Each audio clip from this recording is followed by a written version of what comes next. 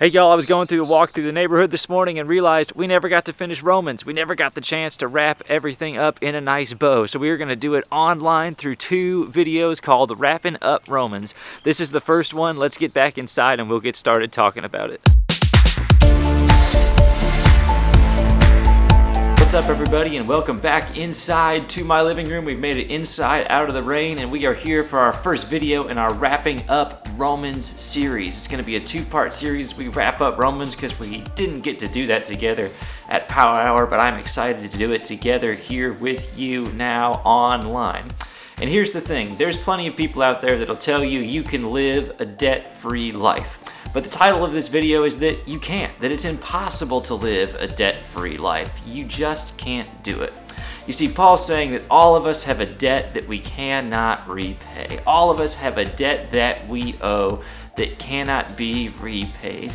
And in Romans chapter 13, verses 8 through 11, he explains to us what that debt is. So I have my trusty Bible here, and I'm going to read it together, and then we'll unpack it a little bit. So let's read from Romans chapter 13. Verse 8, Paul writes, "Let no debt remain outstanding except for the continuing debt to love one another. For whoever loves others has fulfilled the law. The commandments, you shall not murder, you shall not commit adultery, you shall not steal, you shall not covet, and whatever other commandments there are summed up in this one command. Love your neighbor as yourself. Love does no harm to neighbor, therefore love is the fulfillment of the law." So Paul's telling us there is one thing you cannot repay, and that debt that we owe that cannot be repaid is the continual debt that we owe to love one another.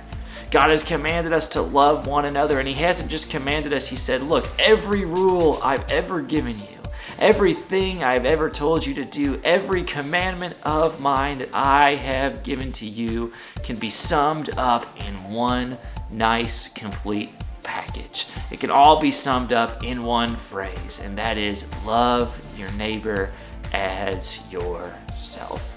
Now, of course, all this is easier said than done. Some of our neighbors are pretty unlovable, and if we're honest, a lot of us are pretty unlovable. But it's what God is calling us to. So how do we do that today in our real world right now? How do we love our neighbors tangibly? Well, I want to tell you a little story about that.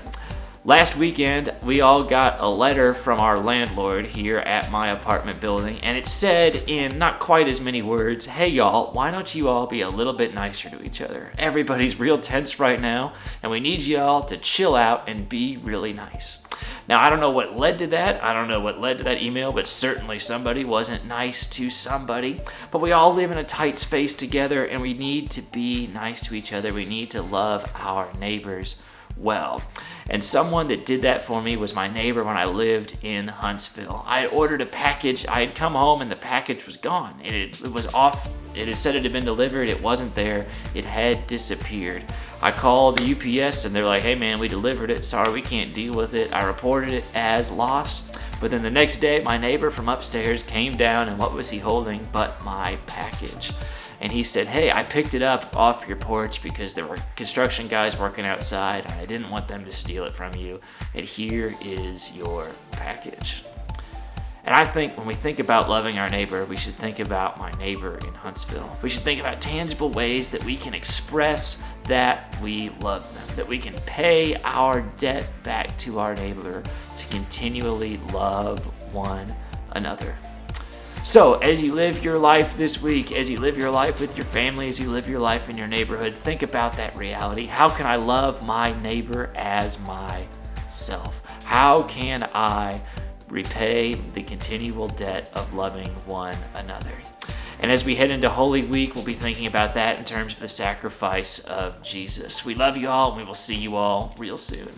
What's up, y'all? If you want to follow along with more that's going on here in Bonsack Baptist Student Ministry, you can click on the link up here to listen to our most recent Instagram chat with Caitlin Brown, or you can click the link over here to watch our chat from last Sunday morning. We love you all, and we'll see you all real soon.